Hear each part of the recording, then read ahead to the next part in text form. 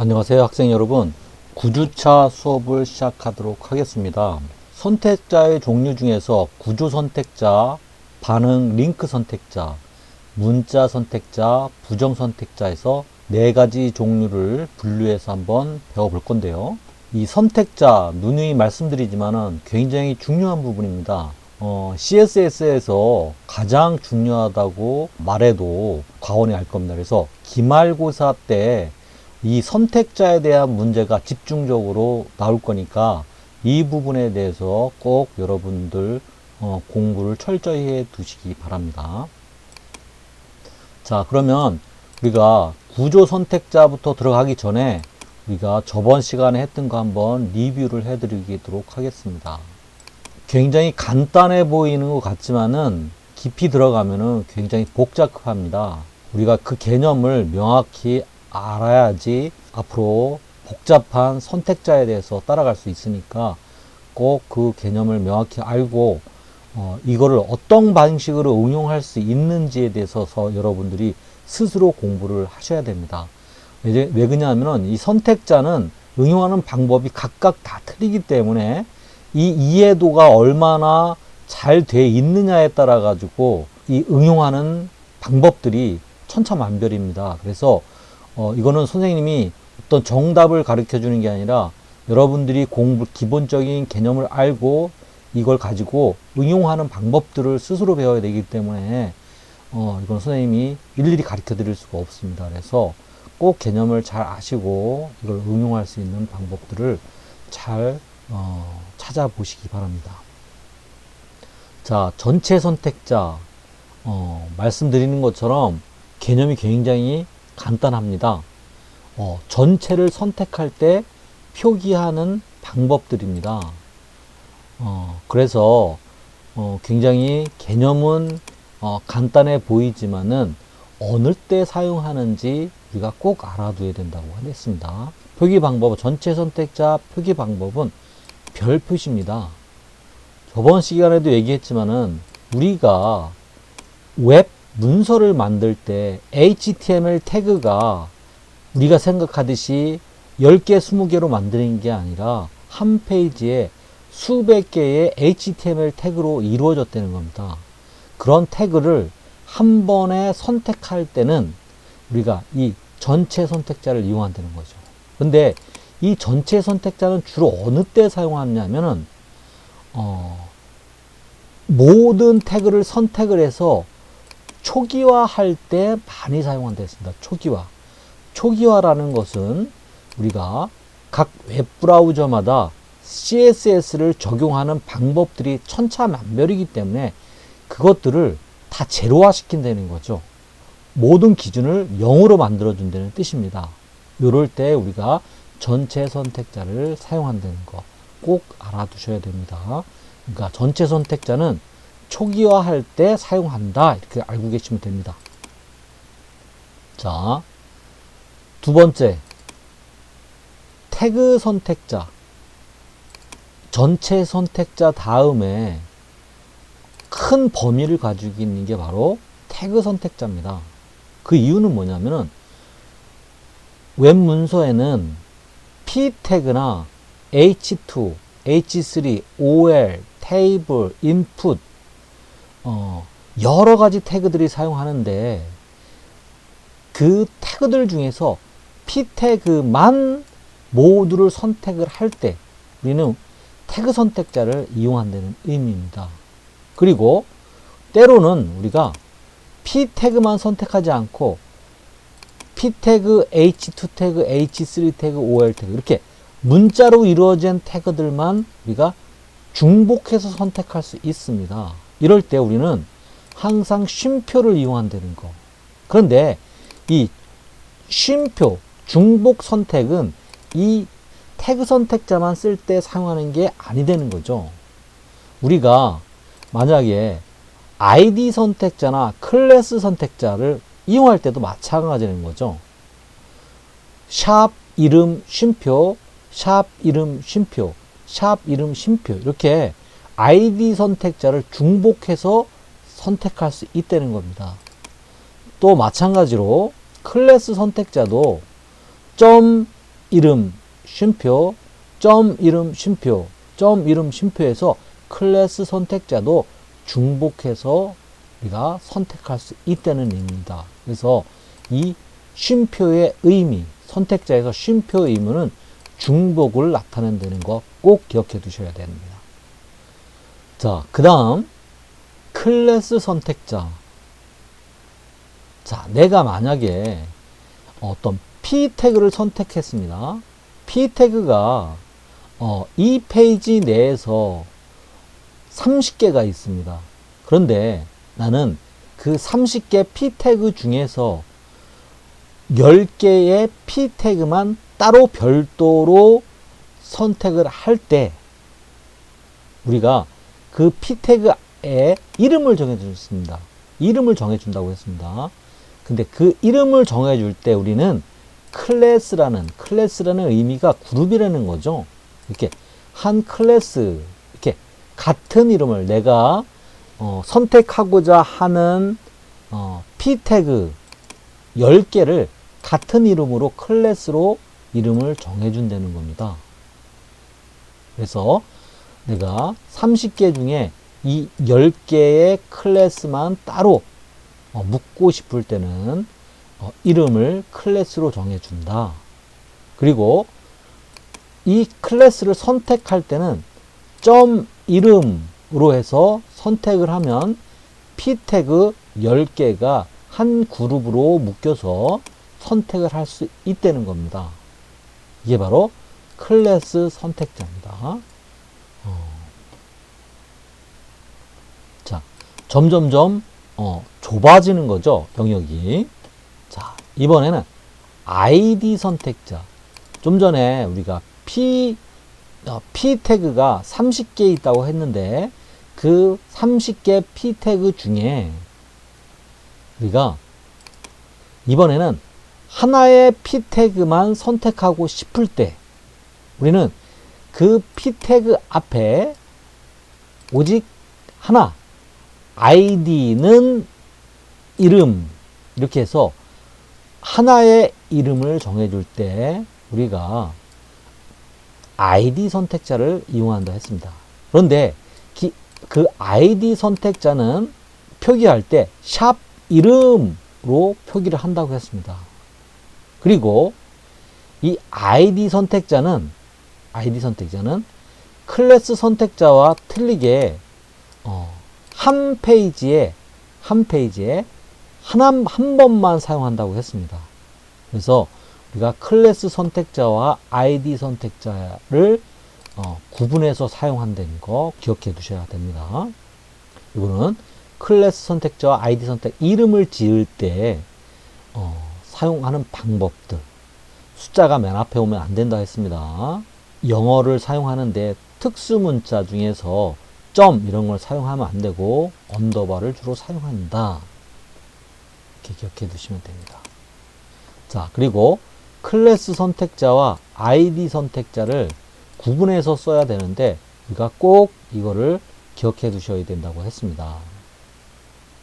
클래스 선택자는 어떤 분류를 나타낼 때 사용하는 거. 그렇지만 ID 선택자는 딱 하나, 유일한 한 부분만 선택할 때 우리는 ID 선택자를 이용한다고 했습니다. 자, 클래스 선택자는 이렇게 요소적인 거, 글씨의 굵기나 글자 크기, 이렇게 부분적인 요소적인 거를 할 때 사용하지만은 ID 선택자는 웹 문서를 전체적으로 레이아웃을 잡을 때, 요소를 배치할 때 주로 ID 선택자를 사용한다 했습니다. 그리고 클래스 속성은 속성 값을 2개를 가질 수 있다고 했습니다. 이렇게 H4를 클래스 A, B, C 이렇게 중복해서 우리가 클래스를 선택할 수 있다는 거죠. 이름을 가질 수 있다는 겁니다. 얘는 클래스 A, B, C, 클래스 A, 클래스 B, 클래스 C 이렇게 되어 있는 거를 클래스 A, B, C 이렇게 표기를 한 겁니다. 이렇게 우리가 A, B, C 이렇게 따로 떨어뜨려서 사용할 수 있다는 의미입니다. 이 클래스는 A, B, C가 아니라 A 클래스, B 클래스, C 클래스를 이렇게 중복해서 우리가 사용할 수 있다는 겁니다. 그런데 H3, ID 선택자는 하나만 적용이 된다. IDD와 IDE를 했을 때도 우리는 하나만 적용이 된다는 의미입니다. 그렇지만 클래스 선택자는 A 따로, B 따로, C 따로 했을 때 각각의 속성들을 같이 넣을 수 있다는 겁니다. 그리고 ID 선택자와 클래스 선택자가 있을 때 ID 선택자를 우선으로 한다. 예.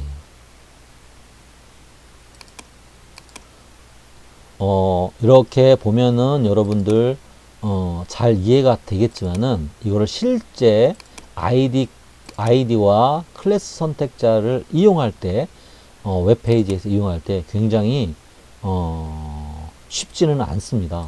그래서 이 개념을 명확히 기억해 두시라고 누누이 말씀을 드리는 겁니다.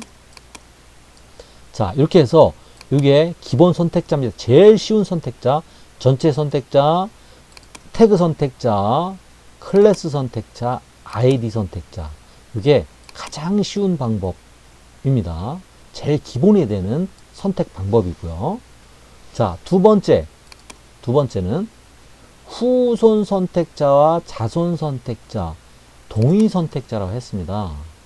우리가 이렇게 HTML 태그는 div 안에 h1, h2, ul이 있고 ul 안에 li가 3개가 있습니다. 이렇게 이런 구조일 때 이 div는 이 모든 태그를 감싸고 있기 때문에 부모 태그라고 했습니다. 그리고 이 부모 태그 밑에 바로 밑에 있는 h1, h2, ul은 div의 자식입니다. 그리고 ul의 자식인 li는 div의 후손에 속한다는 겁니다. 그래서 이렇게 우리가 자식과 후손 관계로 이렇게 계층으로 되어 있어서 우리는 HTML을 계층 구조로 되어 있다 이렇게 얘기를 합니다. 이 계층 구조로 이루어진 것을 활용을 해서 우리가 이용하는 게 바로 후손 선택자와 자손 선택자입니다. 그리고 또 동위 선택자입니다. 그래서 이렇게 계층 구조를 이용해서 선택하는 게 바로 후손, 자손, 동위 선택자이다. 자, 그래서 먼저 후손 선택자. 자, div 입장에서 li는 후손일 때 div의 후손 li 하면은 3개가 같이 선택이 되는 겁니다. 이렇게. 그리고 자손 div의 자식 h2를 선택해 주세요 할 때는 div의 자식은 하나, 둘, 3명 h1, h2, ul인데 그 중에 h2를 선택해 주세요 이렇게 됐습니다. 그러면 여기만 선택이 된다는 겁니다. 후손과 자손의 개념을 명확히 알아두시기 바랍니다. 이렇게 후손일 때는 이렇게 스페이스바를 통해서 한 칸 띄우면 되는 거고, 자손일 때는 이렇게 화살표 꺽쇠를 이용해서 표시를 한다는 거 꼭 기억해 두시기 바랍니다. 동위 선택자. 동위라는 것은 형제를 뜻한다고 했습니다. 같은 라인 안에 있는 li들, li. 좀 전에는 얘를 감싸고 온 div 입장에서 선택을 할 때 얘기하는 거고, 얘는 같은 동일선상에 있는 li. 요 li 입장에서 선택을 할 때 사용하는 겁니다. 그래서 동위 선택자는 항상 수평 구조일 때 사용한다. 굉장히 중요한 겁니다. 뒤에서 배우는 구조 선택자도 마찬가지입니다. 동위, 같은 같은 수평 구조일 때 사용하는 게 바로 동위라는 겁니다. 일반 동의와 또 인접 동의. 일반 동의는 뒤에 있는 모든, 인접 동의는 바로 뒤에 있는 인접 동의라 합니다. 그래서 동의 선택자는 일반 동의 선택자와 인접 동의 선택자로 나눠졌는데, 일반 동의는 뒤에 있는 모든 H2, H1 뒤에 있는 모든 H2 이렇게 H1, H2가 같은 레벨에 있는 겁니다. 이렇게 동위상에 있는 거. H2, H1 바로 뒤에 있는 H2 이거는 금접 동의 선택자. 이럴 때는 플러스를 사용하는 거. 플러스를 사용한다 그랬습니다. 그리고 일반 동의는 이렇게 물결 표시를 합니다. 물결 표시. 그래서 이 표기 방법들. 그래서 계층 거주를 이용하는 표기 방법들. 후손 선택자와 자손 선택자와 동위 선택자로 나눠진다는 거 꼭 기억해 두시기 바랍니다. 자, 여기까지 해서 저번 시간에 우리가 실습을 했는데, 이번 시간에는 구조 선택자, 반응 링크 선택자, 문자 선택자, 부정 선택자입니다. 점점점 더 어떻게 됐죠? 어려워지고 있습니다. 자, 그런데 이 구조 선택자는 동위 선택자와 같이 이게 형제들 간에 선택을 할 때 사용하는 게 구조 선택자입니다. 그리고 또 이 반응과 링크, 반응, 얘는 또 다른 의미입니다. 반응한다는 거. 내가 롤 오버 했을 때, 눌렀을 때, 또 링크가 걸렸을 때 이렇게 반응을 한다는 의미입니다. 자, 문자 선택자. 문자를 이용해서 선택을 할 때 사용하는 겁니다. 부정 선택자는 무엇에 반대되는 이럴 때 사용하는 겁니다. 그리고 추가로 상태 선택자까지 우리가 배우게 됩니다. 좀 복잡하죠? 그렇지만 집중해서 잘 개념을 알고 계셔야 됩니다.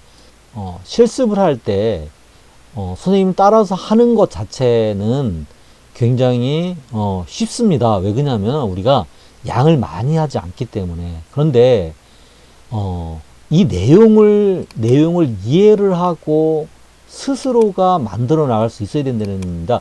선생님을 따라서 우리가 이렇게 그냥 코딩을 하기만 하면은 그거는 우리가 그냥 타자 연습, 그냥 자판 연습밖에 안 됩니다. 이거를 내 스스로가 응용을 해야지 그 공부가 되는 거지, 그냥 선생님 하는 거 보고서 따라서만 하면 아무 의미가 없다는 거예요. 그래서 선생님이 이렇게 개념을 얘기해 줄 때 이 개념을 정확히 파악하는 게 중요하다는 겁니다. 그리고 그걸 메모해 뒀다가 내가 코딩을 할 때 이 선택자를 이용할까? 반응 선택자, 문자 선택자를 이용해야 되겠다. 구조 선택자를 이용해야 되겠네. 그리고 후손 선택자를 이용해야 되겠네. 자손 선택자를 이용해야 되겠네. 또 동의 선택자를 이용해야 되겠네. 예. 이거를 스스로가 생각을 해야 되는 겁니다. 그래서 전체 선택자는 초기화할 때, 또 태그 선택자는 태그 전체를 선택할 때, 클래스 선택자는 어느 부분에 글씨를 좀 꾸며주고 할 때, 아이디 선택자는 레이아웃을 잡을 때 가장 많이 사용한다는 거죠. 위치를 잡을 때. 자, 그리고 이 후손 선택자, 자손 선택자는 마찬가지로 우리가 이 계층을 이용해서 특정한 부분, 태그들을 선택할 때 사용한다는 거. 구조 선택자는 우리가 동의 선택자와 비슷한 방법인데, 동의선상에 있는 태그들을 선택할 때 사용하는 건데, 이거는 메뉴를 만들 때 가장 많이 사용합니다. 그리고 반응 링크 선택자는 우리가 링크를 걸 때 많이 사용한다는 거. 그리고 문자 선택자는 p 태그라든지 이런 걸 때 많이 사용하고, 부정 선택자는 무엇 이외에 인풋 태그라든지 이럴 때 많이 사용합니다. 아주 특정한 부분을 선택할 때 우리가 부분 선택자를 많이 사용합니다. 상태 선택자도 마찬가지 인풋 태그를 선택할 때 많이 사용하는 겁니다.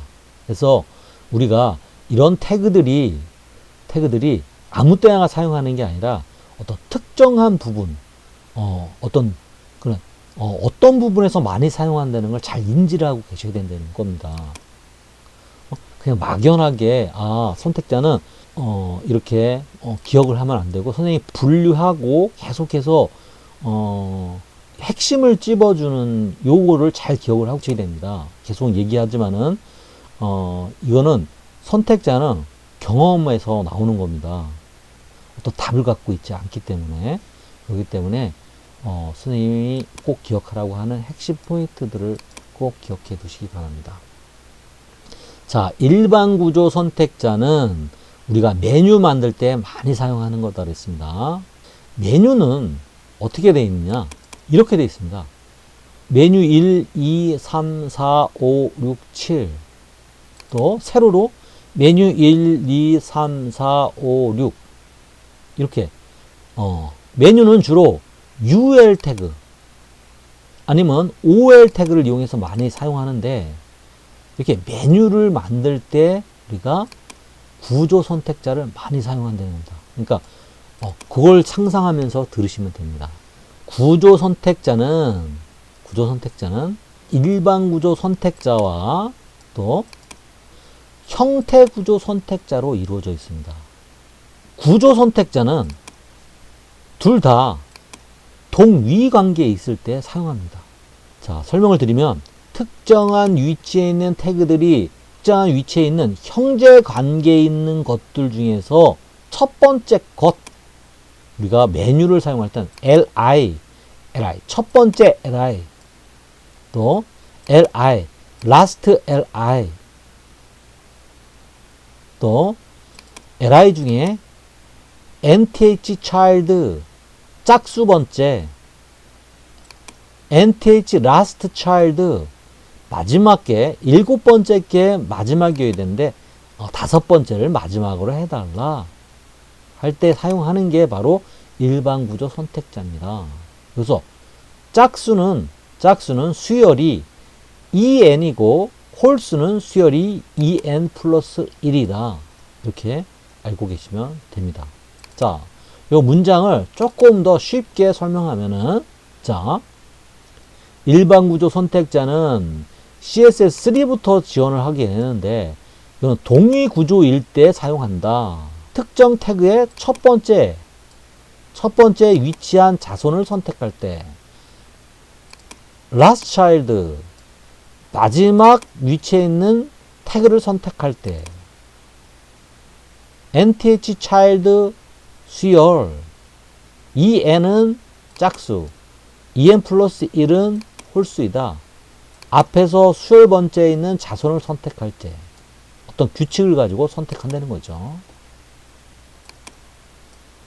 자, nth last child 수열, 마지막 거를 정해준다는 겁니다.